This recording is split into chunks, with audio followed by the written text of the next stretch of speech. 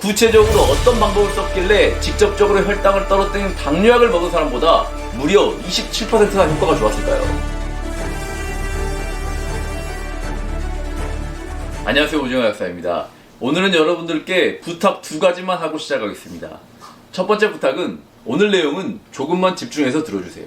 왜냐하면 지금부터 제가 알려드릴 이야기가 당뇨를 탈출하는 것에 있어서 의사들도 인정한 당뇨약보다 효과가 좋은 방법이기 때문입니다. 원래 당뇨의 3가지 전조 증상, 다음, 다갈, 다뇨, 이거 들어보셨죠? 그런데 이게 이미 나타나면 늦은 겁니다. 오늘 배울 내용은 다음, 다갈, 다뇨가 나타나기 전에 애초에 당뇨의 싹을 잘라버리는 아주 효율적이며 과학적으로 검증이 된 정보입니다. 그렇다면 이미 당뇨에 걸린 사람들은 필요가 없을까요? 아니겠죠. 당뇨에 이미 걸리신 분이라도 이 방법을 사용하시면 당뇨약 가짓수가 늘어나는 속도를 확연하게 줄일 수 있습니다. 두 번째 부탁드릴 내용은 첫 번째 부탁을 잊지 마시고 잘 기억하시면서 이 영상을 지켜보시라는 부탁입니다. 오늘 영상의 구성은 지금부터 연구를 하나 소개해드릴 것이고요. 그 연구에 대한 자세한 원리, 그리고 이것과 시너지 효과를 낼 수 있는 혈당 관리에 도움이 되는 영양성분 2가지도 함께 알려드리는 종합 선물 세트 같은 영상이니까요. 끝까지 잘 보시면서 여러분들을 더 건강하게 만들어줄 혜택을 놓치지 마세요. 이 연구는 권위에 있는 학술지인 뉴 잉글랜드 저널에 실린 내용입니다. 뉴 잉글랜드 저널이라고 하면 그 이름 자체로 검증이 이미 되었다는 얘기고요. 이 연구가 얼마나 훌륭한 연구인지 확인하는 지표로 논문 인용수라는 것이 있는데요. 이 연구의 인용수가 무려 18,640회에 달합니다. 이 정도면 거의 반박할 수 없는 연구란 이야기예요. 평균 연령 51세, 아직 당뇨약을 섭취하진 않지만 공복혈당과 식후혈당이 높은 당뇨 전 단계 3,234명을 대상으로 진행한 실험입니다. 젊고 건강한 실험군이 아니에요. 평균 연령이 51세라는 이야기는 60대도 있고 70대도 있다는 이야기입니다. 나는 너무 나이가 많기 때문에 포기, 이러지 마시라는 이야기예요. 이 사람들을 3그룹으로 나눴습니다. 첫 번째는 아무것도 하지 않고 그냥 방치한 그룹, 두 번째는 당뇨약 메트포민을 하루에 850mg씩 2번 섭취한 그룹, 그리고 세 번째는 라이프스타일에 변화를 준 그룹, 이렇게 셋으로 나누고 3년간 조사를 했는데요. 첫 번째 그룹에서는 100명 중에 11명이 당뇨 환자로 발전했고요. 당뇨약을 먹인 그룹에서는 100명 중에 7.8명, 그리고 라이프스타일을 변화시킨 그룹에서는 100명 중에 4.8명이 당뇨에 걸렸습니다. 세 번째 그룹이 당뇨약 먹은 그룹보다 효과가 좋죠. 구체적으로 어떤 방법을 썼길래 직접적으로 혈당을 떨어뜨리는 당뇨약을 먹은 사람보다 무려 27%나 효과가 좋았을까요? 여기서부터가 오늘의 하이라이트입니다. 제가 영상 초반에 오늘 집중 좀 해주시라고 말씀드린 것이 지금부터 나옵니다. 오랜만에 오징어 강사님 모셨습니다. 여러분, 인슐린이 뭐하는 호르몬이죠? 혈당 낮추는 호르몬이죠. 그럼 구체적으로 인슐린은 어떤 방식으로 우리 몸에서 혈당을 낮추고 있을까요? 이거 한번 알아보도록 하겠습니다. 우리가 음식을 섭취하면 음식 속 포도당이 혈중을 둥둥 떠다니게 되죠. 그런데 혈당 높아지면 안 되잖아요. 그래서 이걸 인지한 췌장이 인슐린을 분비시켜 이것을 처리합니다. 인슐린은 포도당을 처리하기 위해 근육과 간세포에 신호를 보내는데요. 어떤 신호를 보내느냐? 야, 지금 포도당 들어갈 테니까 너네들 이거 문 좀 열어놓고 있어. 그러면 인슐린의 신호를 받은 근육과 간세포가 문을 열면 포도당이 이렇게 쑥 들어가는 겁니다. 혈중에 있는 포도당이 근육으로 들어갔으니까 혈당은 낮아졌겠죠. 그쵸? 그런데 지금 문이 열려있는 상태죠. 그래서 들어간 포도당이 다시 나올 수도 있습니다. 그래서 인슐린은 또 다른 신호를 보내는데요. 야, 포도당 들어갔으니까 이거 너 쓸 만큼 쓰고 남는 것은 저장해. 그래서 포도당을 글리코겐으로 저장합니다. 그렇게 해서 혈당을 안정시키는데요. 이게 우리가 흔히 알고 있는 이제 간과 근육에서 작용하는 인슐린의 역할이고요. 오늘 우리가 중점적으로 알아볼 것은 인슐린이 지방세포에서 하는 역할입니다. 이게 상당히 중요한 개념인데 많이 알려져 있지 않고요. 이걸 제대로 설명하는 곳이 별로 없습니다. 오늘 이 기회에 확실하게 아시고요. 이걸 알아야 당뇨 탈출로 가는 길을 밝게 밝힐 수 있습니다. 그럼 지방에 대해서 한번 알아볼게요.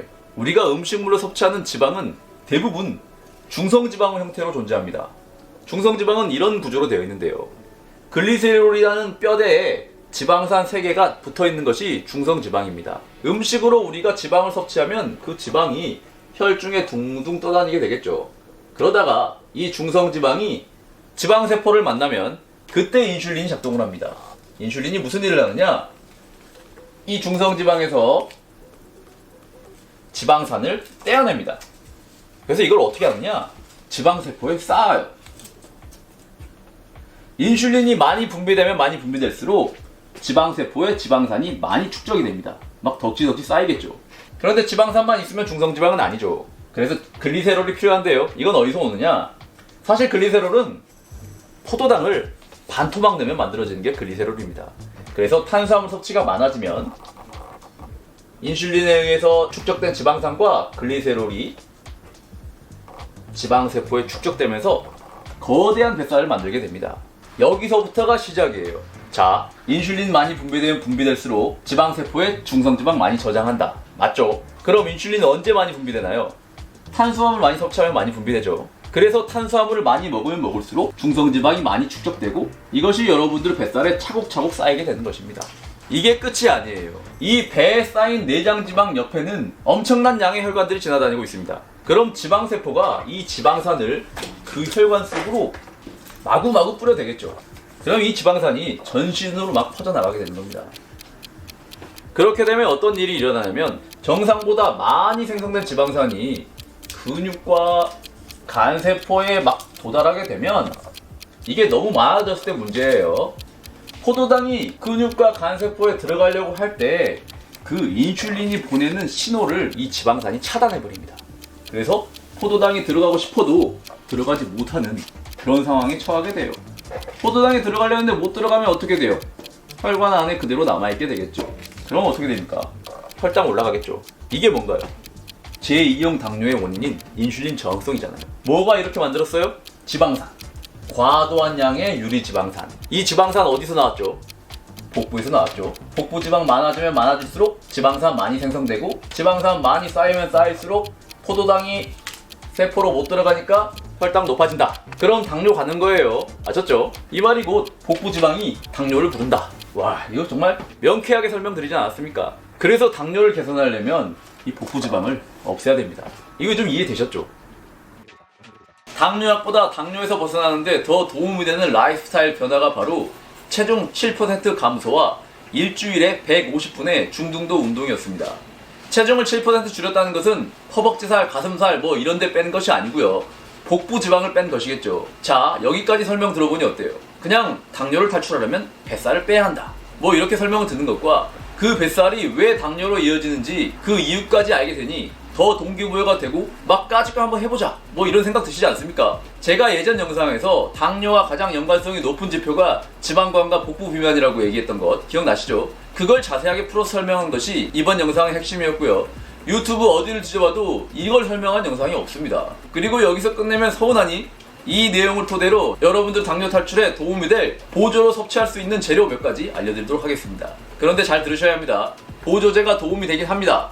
하지만 근본은 뱃살이에요. 뱃살과 보조제 둘 중 하나 고르라고 하면 무조건 뱃살입니다. 보조제는 그저 거들 뿐. 아셨죠? 당뇨병 환자의 25%에서 39%가 마그네슘 결핍을 겪고 있습니다. 마그네슘은 인슐린이 세포 속으로 포도당을 집어넣기 위해 통로를 열 때 반드시 필요한 효소인 티로신 키나제를 활성화시킬 때 사용됩니다. 당뇨병 환자들은 이게 부족한 데다가 지방산으로 인해 교란된 인슐린 시도를 개선하려면 마그네슘이 반드시 필요하다는 얘기겠죠. 그래서 당뇨 전용으로 만들어진 영양제들에는 대부분 마그네슘이 포함되어 있습니다. 꼭 영양제로 마그네슘을 섭취하실 필요는 없습니다. 텁텁한 맛을 내는 채소나 견과류를 보다 많이 섭취하시려는 시도를 꼭 하시고 만약 그게 어렵다면 차선책으로 마그네슘이 함유된 보충제를 섭취하시면 됩니다. 두 번째로 인슐린 저항성 개선을 위해 알려드릴 재료는 바로 그 유명한 오메가3입니다. 오메가3가 당뇨에 효과가 있다는 연구와 없다는 연구가 모두 혼재합니다. 하지만 저는 도움이 된다고 생각합니다. 이 연구가 오메가3가 세포 내 미토콘드리아 기능 장애와 소포체 스트레스를 줄여서 인슐린 저항성을 개선하는 데 도움이 된다는 연구인데요. 결론만 말씀드리자면 이렇게 복잡한 기전으로 인슐린 민감성은 높이고 인슐린 저항성을 낮추는 데 도움이 된다는 이야기입니다. 그리고 오메가3가 중성지방 수치를 낮추는 것은 과학적으로도 이미 검증이 되었기 때문에 병원에서도 처방 나오죠. 당뇨뿐 아니라 기본적인 몸에서 오메가6 대 오메가3 지방 비율을 맞추기 위해서라도 오메가3는 꼭 드시길 추천드리고요. 코스트코나 미국에서 누가 선물로 보내준 뭐 이렇게 큰 통에 들어있는 거 6개월분씩 막 대용량 들어있는 거 이거 드시면 된다고 했어요? 안 된다고 했어요? 안 된다고 했죠? 3패 잘 당하니까요. 오메가3는 무조건 2달분이나 3달 단위로 끊어서 드시는 겁니다. 오늘 알려드린 내용은 여기까지입니다. 그럼 다음 시간에 또 만나요.